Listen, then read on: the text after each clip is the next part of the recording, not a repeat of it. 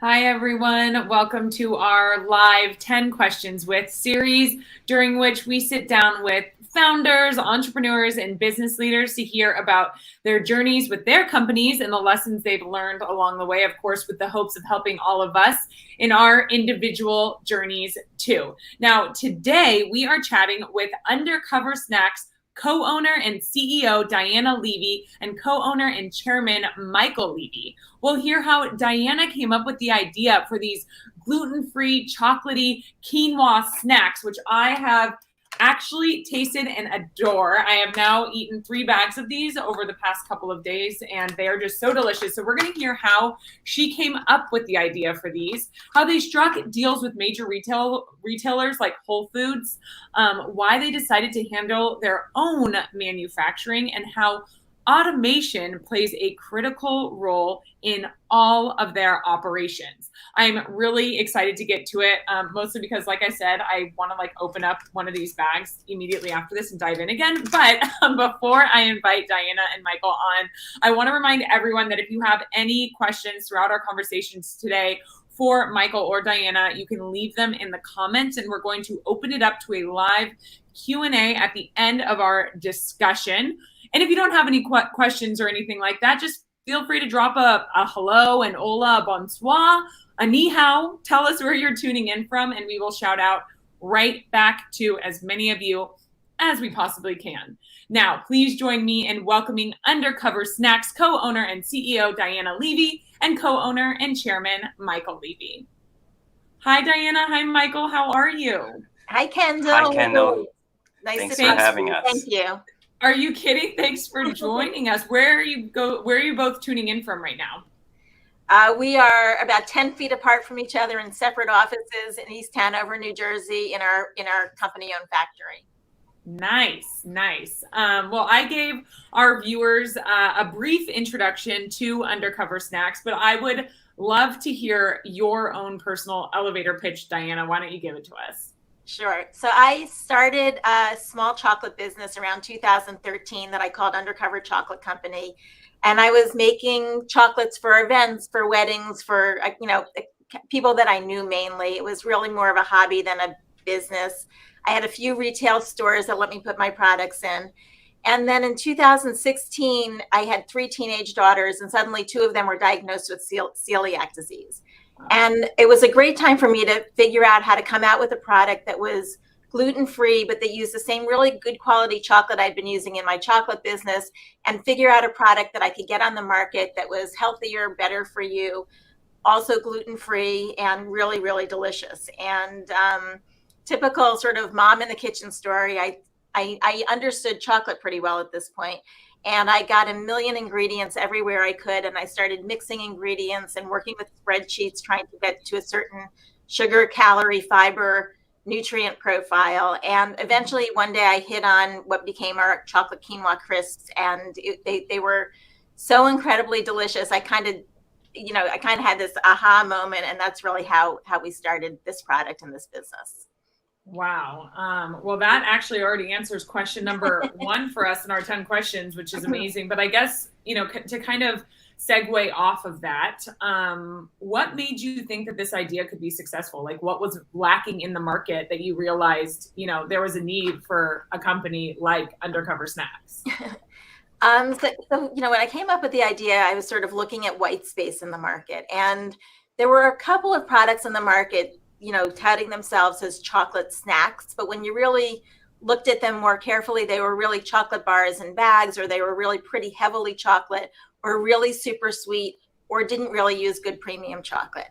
And there just seemed to be sort of white space in the better for you confection set, and even in the general better for you snack set, for a chocolate product that was super delicious, not too sweet, but really good quality. And where you really were focused on the texture more than you were on how sweet it was. And so our product is really a snack because we're using so much crispy quinoa.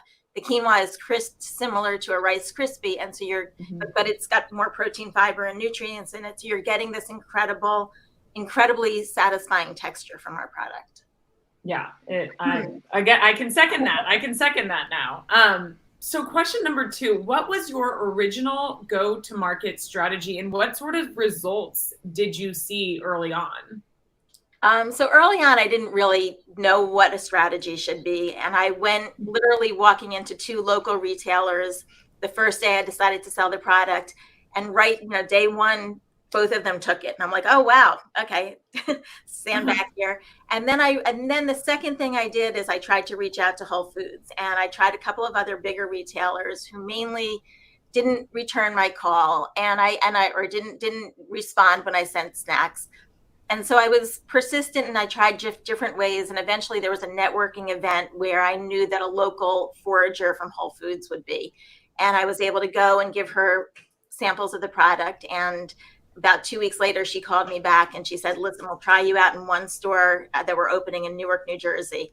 And she put us in that store, and that became the first store that I was in. And so that's really sort of how it started. And then from there, I was able to, grow very quickly within Whole Foods, and then in the Northeast and the North Atlantic, and also add other retailers, starting in the Northeast, and then, working our way out across the country. So, I mean, being, not having obviously ever had your own company, ever gone into retailers before, what lessons did you learn from that experience with Whole Food, and what advice would you share for other, let's say consumer packaged goods businesses that are looking to do that? Well, from the beginning, I had to be completely hands-on. So I mean, at that point, I'm making the product in a rented commercial kitchen by myself, packaging it. And then I was coming in, and what I think I did really, because I was so hands-on, I was demoing it every day. So I was in all of the stores demoing it, and I was able to, really listen to the feedback, not only on the product, but on the packaging. And so I was able to fine tune a lot. I was able to fine tune some of the flavors, some of the wording on the packaging. And I think all of that was super important, from the beginning. And I was also able to really get to know the people in the store who were stocking the shelves, who were ringing at the registers, and really hearing from them, what people were looking for and what resonated with people, and what I needed to do. And that's how I kind of learned the business, was just by being in the stores. Yeah. So, you said that you were kind of doing this yourself. When and why did you decide to open your own manufacturing facility as opposed to, say, outsourcing once you started to see that growth take off? Um, well, I always assumed I would outsource. It never dawned on me that I don't open my own factory. Yeah. But right off the bat, so I get into 2 stores locally, and then I get into Whole Foods. And within an hour on my first day on Whole Foods shelves, the team from the Northeast walked through and authorized me to sell throughout the Northeast. And later that week, I had a conversation with a super large retailer who said to me, listen, if we'll do a trial with you in 120 stores, if you can manufacture enough product to be in 8,000 stores in 3 months, if we decide to take you. And I said, I'm sure I can do that. And so at that point, I flew all over the country meeting with co-manufacturers wherever I could, whoever would talk to me. And I was really surprised that nobody had equipment that would enable me to quickly scale up, or to scale up at all, frankly, and make the product that I wanted to make. And so at that point, I turned and I said to my husband, listen, we just had these 2 conversations in 1 week. I had a conversation. Whole Foods took me, throughout the Northeast within an hour. And I have another major retailer about to take this. I think we have something here. And if we can figure out how to manufacture it, it's going to be hard, but we'll have a huge advantage once we do that. And so that's ultimately why we chose to manufacture. Wow. Now, this is not part of my 10 questions, but Michael, I happen to know that you have a little bit of background in food manufacturing, right? Is that how you kind of knew how to take this on and really move this forward?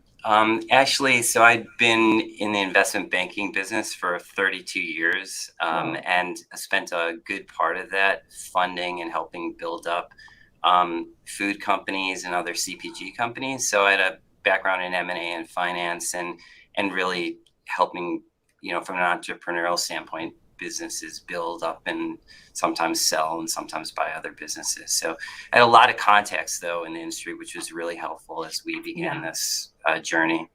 Yeah, I'm sure. Now, you decide to go your own do your own manufacturing. Tell us about the automation in your manufacturing operation and why this is such an important aspect to your high growth success.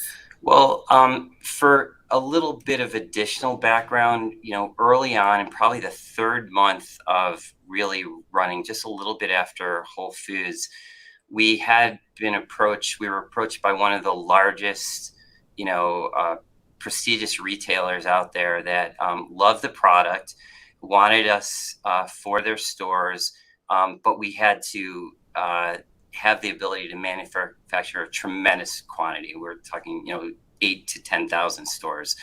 And that just was a piece of business we couldn't really go after because we didn't have the bandwidth, we didn't have the production capabilities. And we wanted to find ourselves in a position where we would never have to lose business like that and be ready to go after the bigger retailers. So with big ambitions in mind, we designed a state-of-the-art production line, which we completed in about late 2018.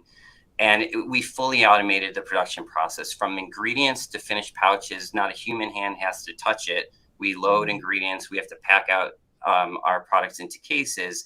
But that enabled us to manufacture up to about 40,000 bags a day on a very efficient basis.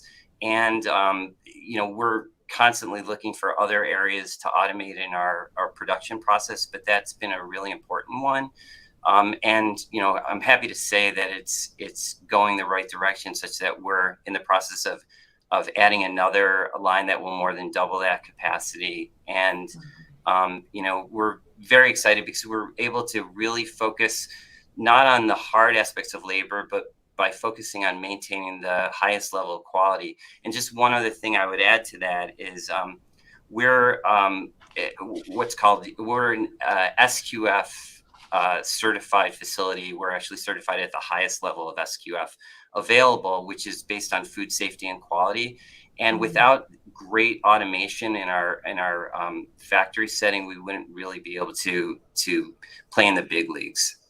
Wow. I mean, that's incredible. And in just a few years, and actually that's another question I want to ask here, this, you guys started not that long ago. If we're looking back to when you guys really first kind of put the pedal to the metal and took off here, we're talking about almost 4 years.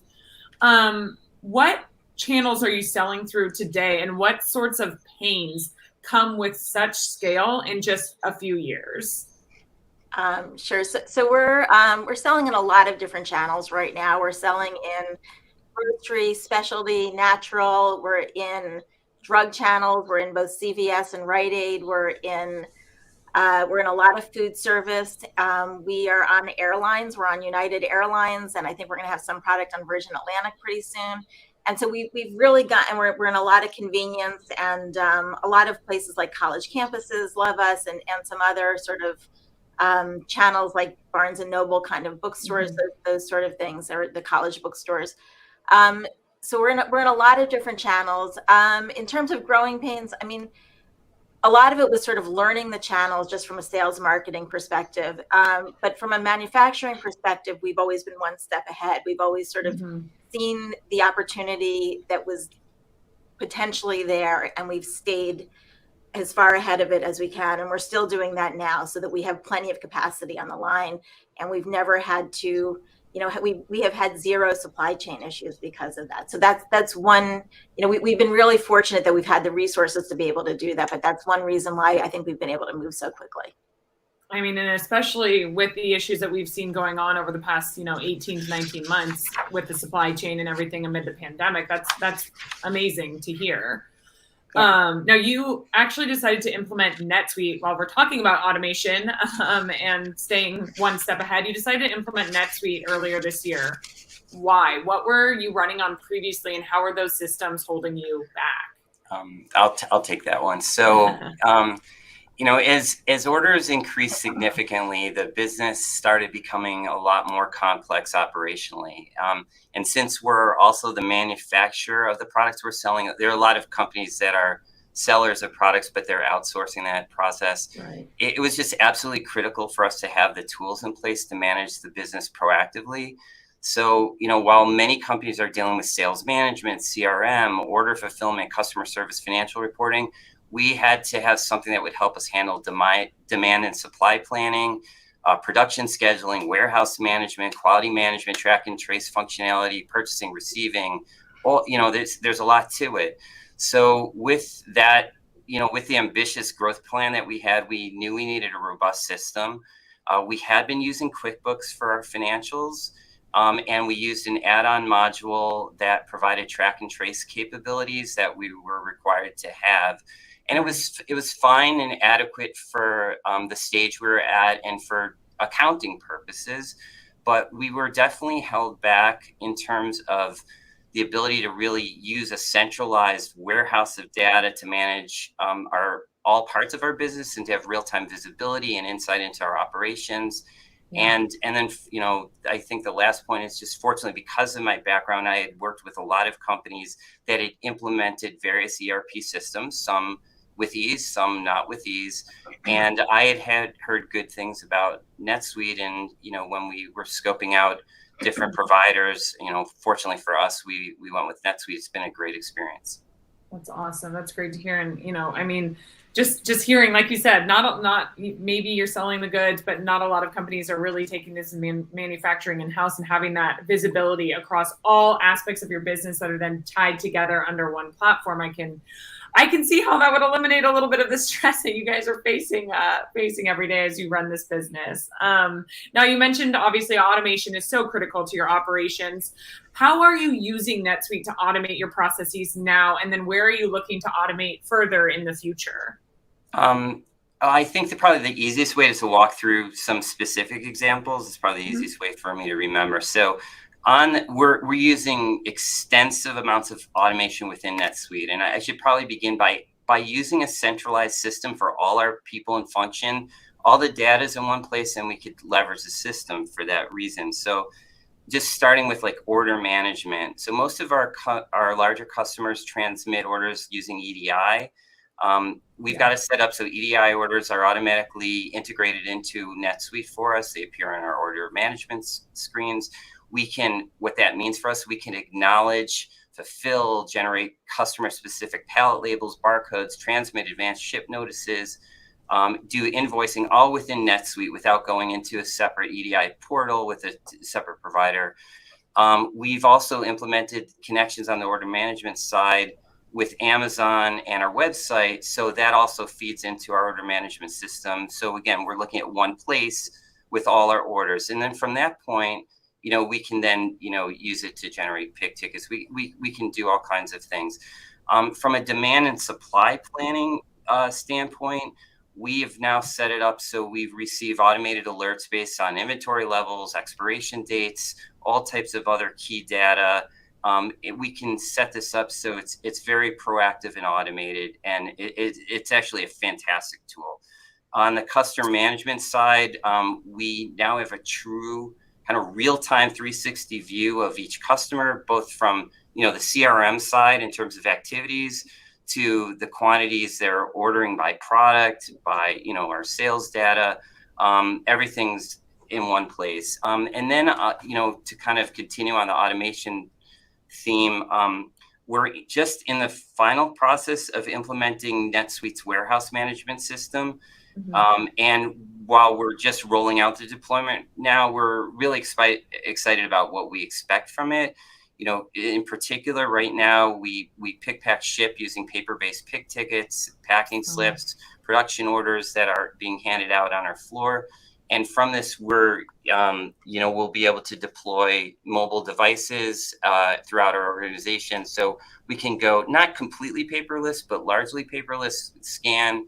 And I think the real benefit for us, especially as we're growing so much, is it allows us to really fine tune on a real-time basis on our inventory all the way down to the bin level, and just give us greater insight and better accuracy in regards to all aspects of the business.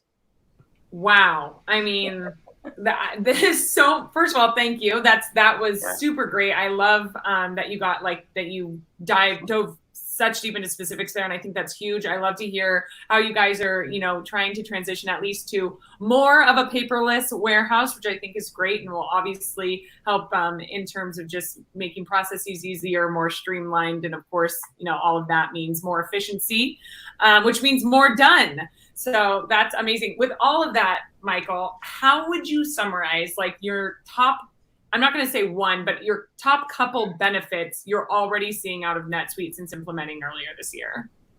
Yeah, so I'm definitely long-winded, so I'll keep it short and sweet. NetSuite's what I refer to as a force multiplier for us. So what I mean by that is it's providing a platform that enables us to punch above our weight. We can manage all aspects of our business in a high-quality manner.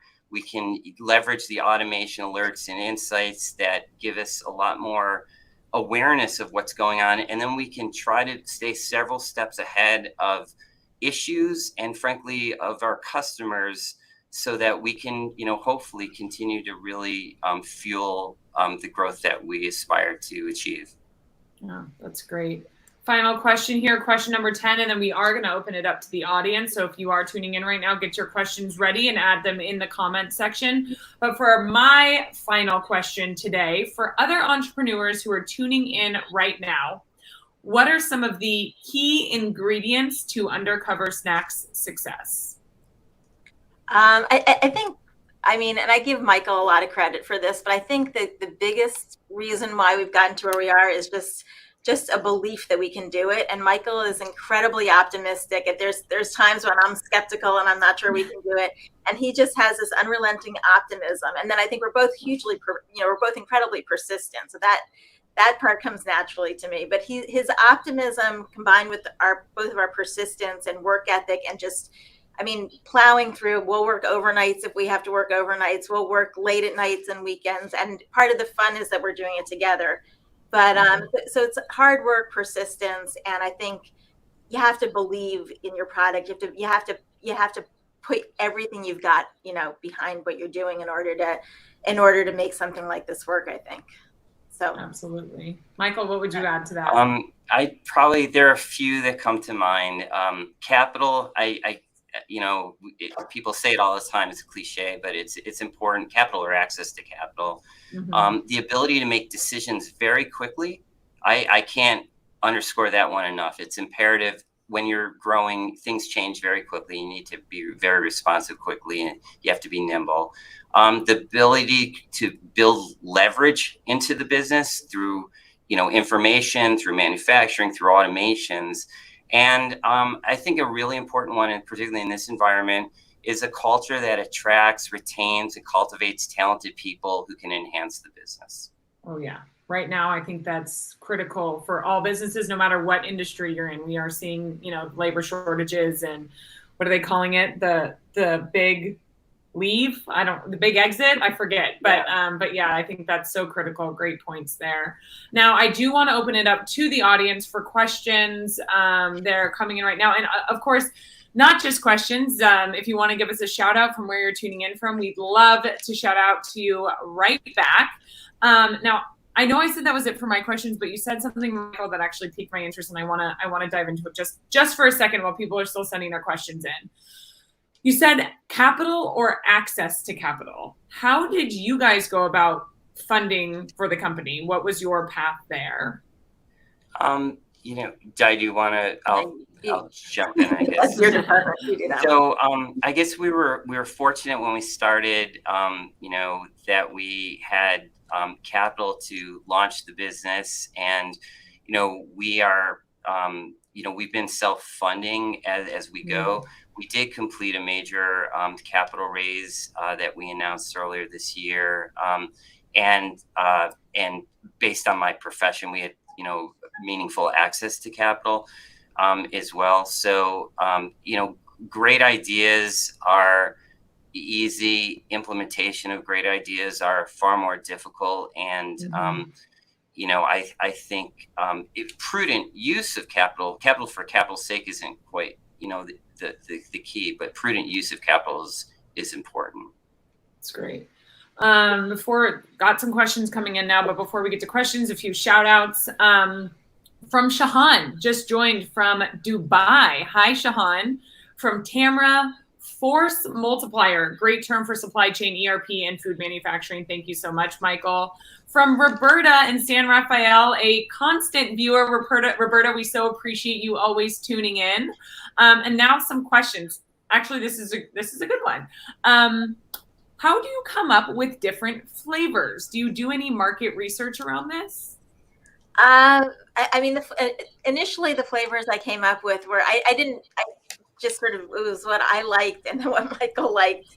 And we really didn't even show the product to other people before it hit the market. So the initial five or six flavors were just what the two of us ended up liking. And since then, I have to say our market research consists of me being at the stores or being at trade shows or getting feedback from people, and then letting whoever happens to be, crowded in our kitchen, usually my kids' friends, try a bunch of different versions of things. And that's kind of been the extent of our market research to date. But well, I think that's the way to go about it. If you, like you said, if you believe in it and you like it, other people are probably going to like it too. So yeah. I think that's great. At some point we'll get more sophisticated, but right now, I think my kids' friends have probably been my biggest market focus group. I mean, you're doing it right, clearly. And now actually another question came in that kind of segues nicely off of that, which is, what is your favorite flavor? I'm sure it's like picking a favorite kid, which is not always easy to do or maybe not good to do, but do you have a favorite flavor? My favorite flavor is milk chocolate. It's just, to me, that's absolutely perfect. If it's the morning and if it's, So to me, that flavor is absolutely perfect. If it's morning, if I don't want, and our milk chocolate is not very sweet, by the way. It's almost like a dark milk chocolate. Yeah. Which is one reason why I like it so much. I don't like things very sweet. And then second choice would probably be dark chocolate and sea salt, but they're all really delicious. It just depends if I'm in the mood for something a little more sweet. Than milk chocolate and currants is a little bit sweeter. Got it. Michael, what about you? I love them all. I'm not lying when I say I probably eat 1 to 3 bags a day. Milk chocolate is probably edges out the others. And dark chocolate with blueberries is also a go-to favorite of mine. I have that one here as well. I now, having tried most of the flavors, not all of them, I will have to say dark chocolate and sea salt is my favorite. And our top seller. Yeah. Yes, I had that last night. I was catching up on You, the Netflix TV show, and having a little wine with it, a little Merlot, and it was wonderful, I must say. So delicious. Okay, another question coming in here. Oh, any tips on building lasting relationships with the retailers you work with? That's a good one. I think that the most important thing is to understand what the buyers want and being able to partner with them and sort of listening to them, telling them that we'll do whatever it takes to partner with them. We realize this is a partnership, and if there are certain marketing programs they would like us to participate in, or if we have the ability to do demos in person or passive demos, letting them know that we'll do whatever it takes to move the product off the shelf, so that not only do we do well, but that they look good as buyers and as retailers. So that's been what's really worked well for us. Wonderful. All right, let's see. Michael, anything you'd add to that? I have one more coming in, another question coming in here, but I don't want to cut you off if you'd add to that. I just would add significant communication. I think we try to do a great job of being very communicative with anyone we have a relationship with, and it's very helpful in both directions. All right, final question. What's been most challenging about your global expansion thus far? Di, I'll take this one. I think first, I guess. I know we mentioned the supply chain. We've been able to say to our customers that we've got product, we're in business, and we haven't had any issues in that regard. The supply chain, to us, that said, has been something that we've been really focused on. So sourcing, I guess I'd probably call it. And in particular, in order to address the fact that many of our suppliers have much longer lead times required, we've been purchasing far longer and far greater amounts of inventory to keep on hand, just in case there are any issues. We wouldn't want to be in a position where we couldn't fulfill anything. And so we've been very cautious in that regard. And as we, sometimes experience, like when we added United Airlines, suddenly you have a big pop in demand. And fortunately, we've been staying well ahead so that we're keeping ahead of all the demand. Interesting. So we have some questions that are keeping on coming in. I might keep you guys a little bit longer because some of these are really good. From Nikit. Nikit's in India. Hi, Nikit. Supply chain management. This is more of a statement. Supply chain management and timely purchase, along with financial experience of Michael, combining with in-depth knowledge of Diana for these snacks, give them an edge to scale up enormously. Thank you for that, Nikit. Okay, from Ziad or Ziad, I hope I'm pronouncing that right. Correct me if I'm wrong. How many modules are you using, and have you completely replaced QuickBooks? That's a NetSuite question. Sure. So yes, we completely replaced QuickBooks.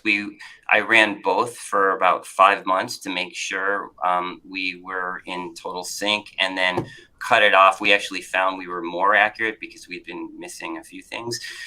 So we moved off of it. We're using the core modules as well as the warehouse management system modules, and I'm looking at advanced manufacturing. But those, unless I'm in the core, I'm including all the basic functionality that I mentioned. Yeah. That's great. Well, that is it. Shahan, I know you asked about Suite Apps, but I think Michael, you kind of answered that already. You're not using any, or you haven't added any Suite Apps thus far, right? For connectors through Amazon, and I don't know if this is, I assume this is a Suite App, but yeah. We use one of the Suite Apps as a connector for Amazon and WooCommerce, which is what we use for our website. Wonderful. Great. Lots of questions, lots of great comments about you two. I really appreciate you joining us. This was super informative and just awesome to see, how quickly you guys have grown, how much you've kept up with it, and to hear about your continued success. And we can't wait to see where you grow from here. So I really appreciate you coming on and sharing your story. Thanks so much for your time. And as always, thanks to all of you for tuning in. Join us every week for interviews just like this. We have our 10 questions with, which is what you just saw. And then we also have a weekly series called the 7-Minute Workshop, in which we dive into timely or complicated topics that you may be interested in learning about. So if you're not already, make sure you give us a follow, a like, or a subscribe, and we'll see you right back here very soon.